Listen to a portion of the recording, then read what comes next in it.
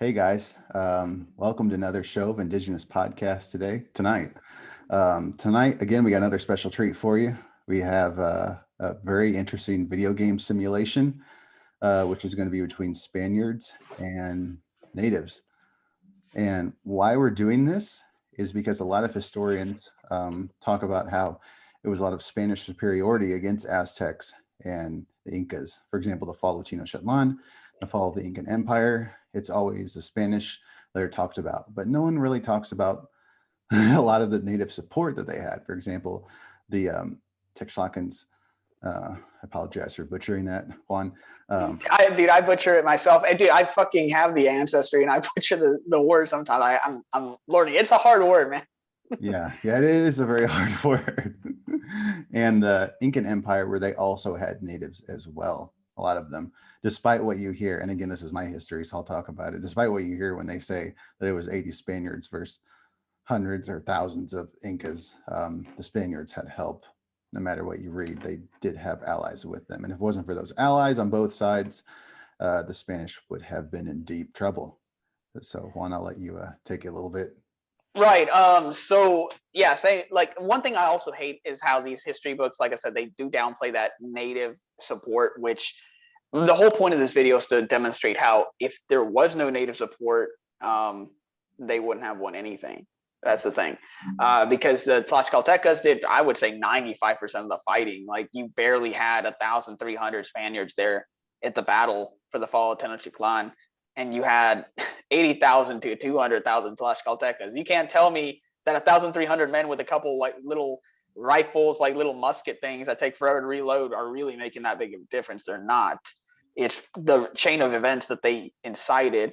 Same thing with Pizzaro. And I hate how the history books put it because they make it seem like we're a bunch of idiots, like a bunch of dumbasses. Like the 80 guys like defeated tens of thousands of people. Like it just makes it seem like a bunch of freaking idiots. It's just it's annoying. So that's why I did the simulation. Now I'm gonna put this out there. The simulation is not perfect. Okay, I'll explain more once we share like the first video. So this is also kind of for shits and giggles as well as just demonstrate.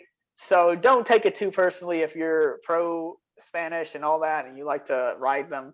Don't take it too horribly.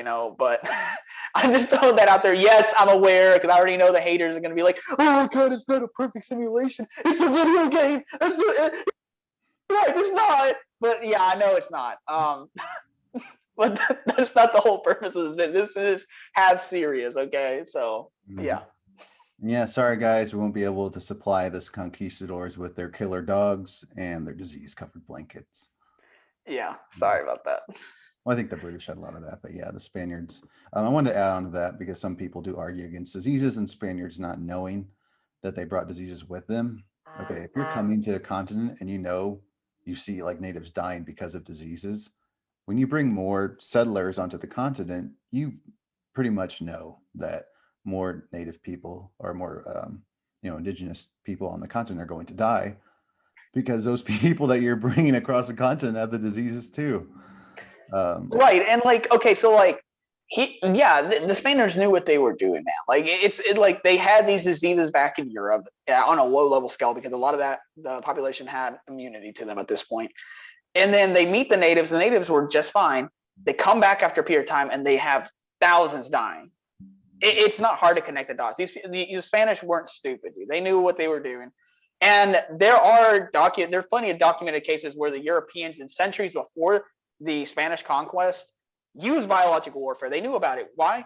Because you had people in castles, right? Under siege, or they were just fighting wars amongst Europeans, and so people would go and infect other people's water systems by throwing dead bodies in there. Because they knew, oh, people drink this water, they go sick and they die or they can't fight. They're not innocent. They knew exactly what they were doing. Many of them, like, it's like, let's stop pretending like the diseases thing is just like an act of God and like they have no blood in their hands. They definitely have blood on their hands, regardless. So yeah, apologize to our pro conquistador viewers. We won't be able to add the biological warfare into this game. We do not have the money to start that game, even if it exists. And yeah, just one more thing, like again, with historians, particularly, from the West, like to praise like, Western superiority, European superiority. But in the invasion with Cusco, with the fall of the Incan Empire, there were also Black conquistadors as well. And there were a lot of allies. And on top of that, there were also a lot of, excuse me, conquistador soldiers that were half native, half, European, or you could call them native because it's a lot of them what they looked like. So it wasn't just pure Spanish people. And again, most Spaniards could all, according to Jack Forbes, Spaniards also could be mixed as well. Going back to the Moorish War and all that, but we'll talk about that for another time. I'm going to go ahead and share, and let's get this game going.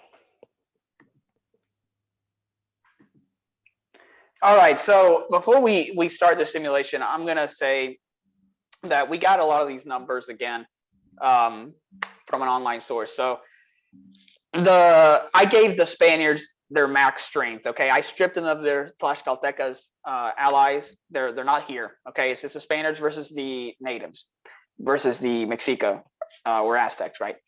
So I highballed all the Spaniards, right?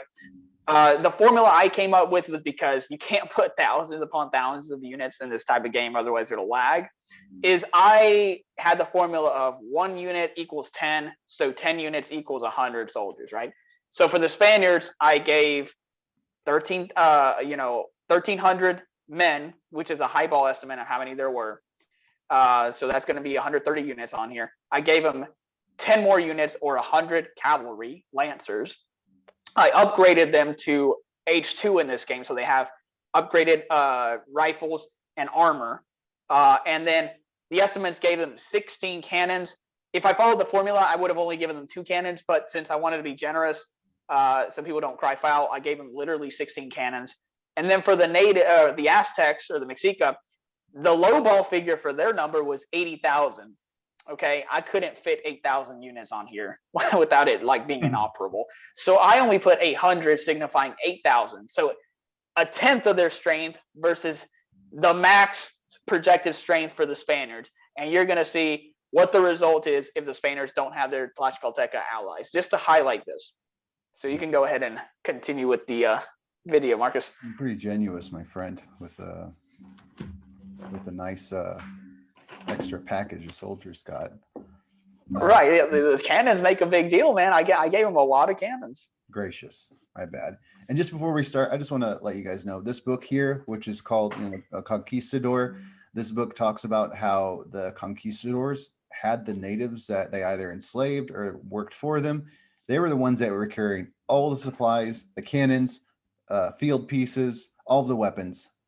They were holding it for them. So wherever the conquistadors went, when they went through Mexico and probably Peru too, the natives were the ones that were like walking all around, following them to make sure that they had all the weapons too. Again, I don't think most historians take into account just how pivotal the natives were in these wars and their success, Spanish success. Right, like and for people that are going to debate us on this, just look at the line that the historians use. The Spanish and their native allies. It should be the other way around, the natives and their Spanish allies. That's how it should be like, because a good comparison is, well, in the U.S. War for Independence, the French helped the United States. They supplied some troops, some naval vessels, but they provided, I believe it was around 80 to 90% of the gunpowder that the Americans had in their War of Independence. Had it not been for the French, Americans would have been swinging muskets like instead of shooting them. Okay, so that's like saying the French and their American allies won the American War of Independence.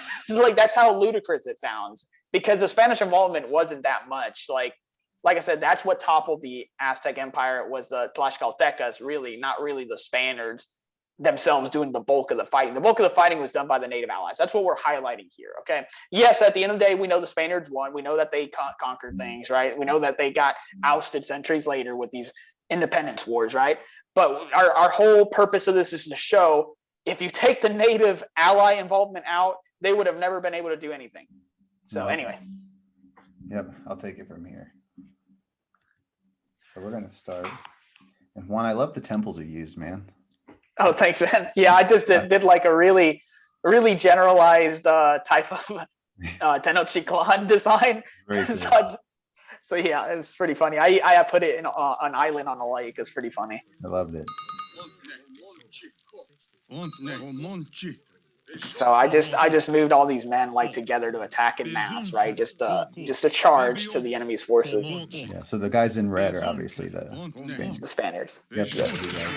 Natives. So let's see how this works out. Oh, you got some cavalrymen and the horses. Yeah, you got lancers attacking the natives, right? So those good ass lancers, those invincible lancers the history books talk about. Yeah, and supposedly, like the Lancers, like in this book here that I'm reading, that the Conquistador, they said the Lancers did a lot of the damage. They did most of the damage, apparently. Now, the Conquistadors exaggerated a lot, so I'm not sure like how much damage they're able to do. But right, because one comment I have is for like Lancers, they can do a lot of damage against infantry, but a cavalry charge, Europeans counter cavalry charges all the time, especially knights, which were vastly superior to lancers. And the way they did this is they had pikemen, and all the pikemen had to do was stand the line and point the pikes out. A horse is not suicidal. It thinks of self-preservation. It's not going to run into pikes like it does. So if the natives had any similar tactics, which I'm sure they would have come up with, that they had spears, like it don't take a lot of brains to like be like, if they're charging with fucking horses and you want to stop that, well, if we turn around and run away, we're gonna get killed. So what else can we do? Oh yeah, just stand here with the fucking pike and hope for the best. Yeah. So that's what I'm saying. Like they're so cracked up, but I don't think that should be the case. But so as you can see, Marcus, yeah, this is the cannons are giving the natives some trouble, right? But, oh yeah, they're taking them down. But I love that they got the Aztec Jaguar warrior and the Eagle Aztec warrior, because I was just reading about them too. Oh yeah. I use both those units, yeah. So yeah, as you can see, the Spanish got fucked pretty hard. Yeah. Even with all the firepower, they were not able to take on the native Indigenous alliance of the Aztecas, the Mexica, and everybody else. And like the end of this video, which we can skip, I'm just showing how many units were left over, which I counted. So about 4,000 of the original 8,000 Aztecs were left. So they lost half their force against the Spaniards, right, and their superior firepower. However, again, this is only a 10th of the projected Aztec strength. This isn't even the whole thing. This is only a 10th, and they only lost half of that 10th. So that's first simulation for you. So Marcus, we can go ahead and go to that second simulation, which involves the Incas. Yeah, and like again for our viewers that like to critique us, we're not like downplaying like the Spaniards and that much, but because they did have a lot of like firepower, and as you can see from the battle, they were able to do some damage. But I would have loved to see if like the natives had weapons too, and like armor and swords, and they were unified. This war wouldn't have lasted very long. Right.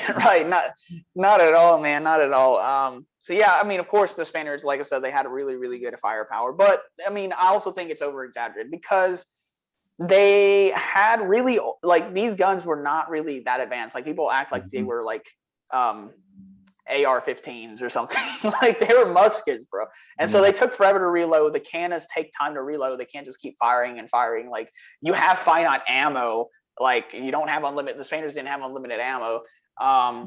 So it's just I just take a lot of issue with how overplayed it is. Like yes, it's more advanced, but it's not the end of the world. It's not like, oh my God, like the Spaniards are literally gods versus like these primitive cavemen. That's not how it was.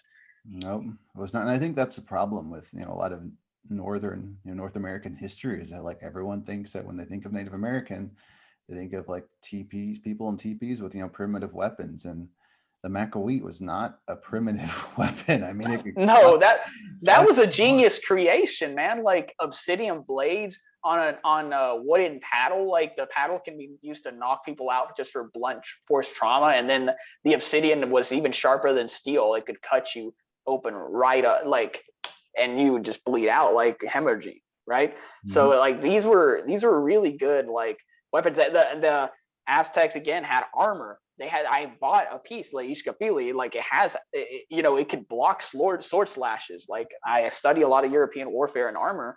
That could block sword slashes, not sword thrusts, but I mean, that's still something. Like, and it's really thick, like cotton armor. So even if you make the argument, oh, these musket balls would go through multiple bodies, I mean, yeah, maybe, but they weren't that powerful. And then again, these warriors were wearing armor, which would slow down the bullets. So there's also that point.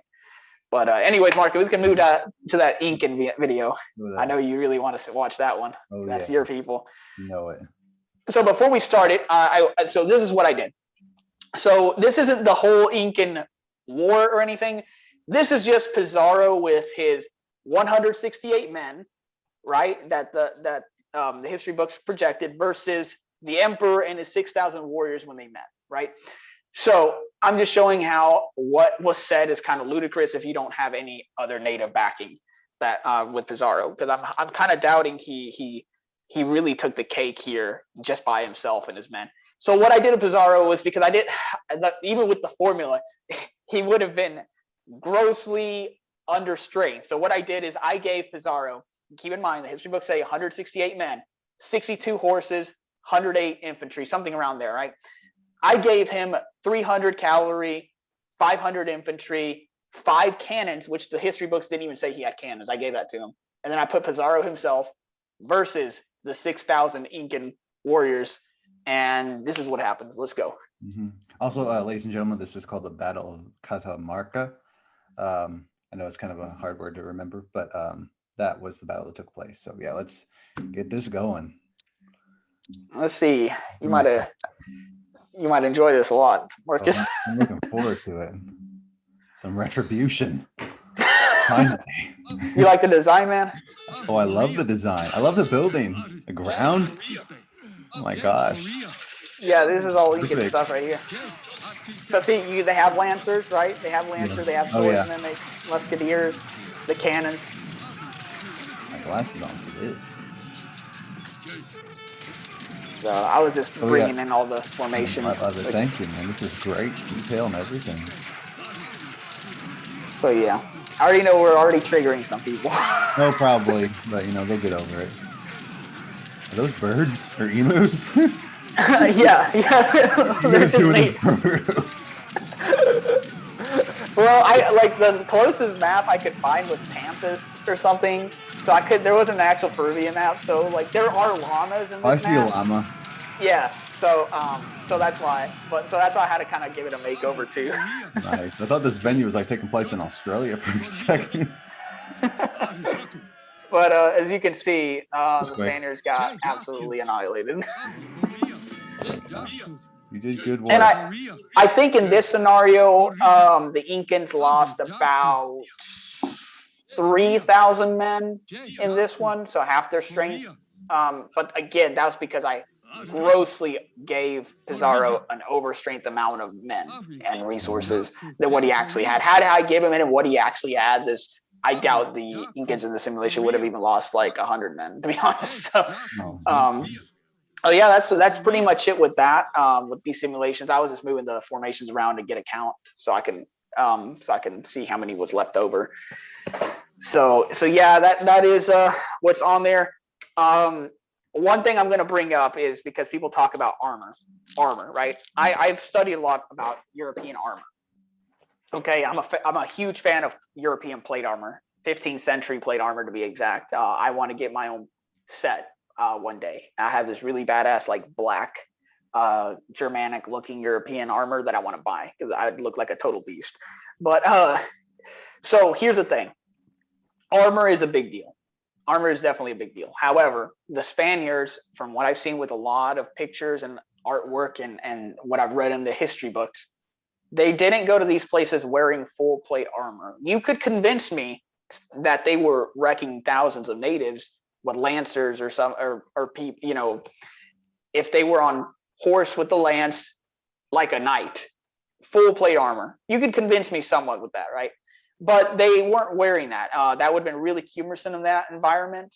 They were wearing like breastplates, gauntlets, pauldrons, sometimes the helmet, obviously, but the helmet wasn't even completely closer to the face. A lot of times I see that the face was open. right? Not a lot of leg protection, right?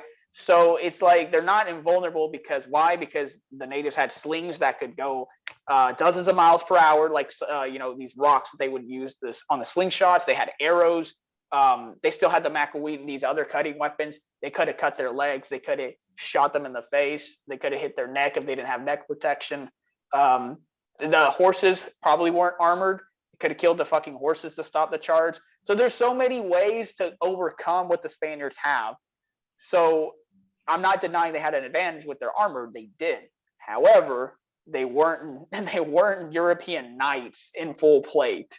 They weren't like it, because if you had European knights in full plate doing a charge, like 100 versus 1,000, yeah, I think they would make mincemeat out of 1,000 men. But that's European knights in full plate, and knights are really elite warriors. They're the elite of the elite. You didn't have that. You had these Spaniards with not full plate armor, half armored a lot of times. Definitely not on the level of knights in terms of skill. So that's why I think this whole armor thing is like, it's also overblown, way out of proportion too. And again, the natives had armor themselves. They had plenty of armor. They had cotton armor that would block sword slashes, that could block arrows, that could probably slow down the bullets. So it's not like it would go through 10 people in one shot. Highly doubted. It might go through 2 at best, if I had to guess. Especially if they're freaking wearing armor. But so that's just my 2 cents with all that. And let's not forget, guys, that gunpowder and guns came from China. Europeans didn't create that. Yeah, I've always said that. I've heard history teachers say the Chinese hadn't sold that shit. We'd all be speaking Chinese right now. Probably something like that. I mean, supposedly the Chinese had much bigger, back in like late 1400s, 1500s. The Chinese had much larger ships, and like the Mayflower and the Santa Maria and the other ships that Columbus and the Spaniards used. Like, if you look at pictures, I wish I should bring it up right now, but we'll talk about it another time. They're just gigantic ships. But yeah, it's just really crazy how the historians will always say that the natives had bow and arrows and maybe some clubs, but they never go into a lot of detail, like the guachicils and their obsidian arrows, which right. So through. Perfect example right there with the guachicils, right? So if you're gonna say, well, because the Spaniards have armor and firearms, they automatically win. The Spaniards fought my ancestors for 40 years and got wrecked by people that my ancestors wore coyote hides and like deer hides and stuff like that. So they didn't even have like as armor as advanced, I would say, as the Mesoamericans did. But they were excellent archers, right? They didn't have guns. They didn't have any of that shit. I think they had like kind of like hatchets, like stone hatchets. They had that and like stone maces type of deal. That's what my ancestors used for close quarters.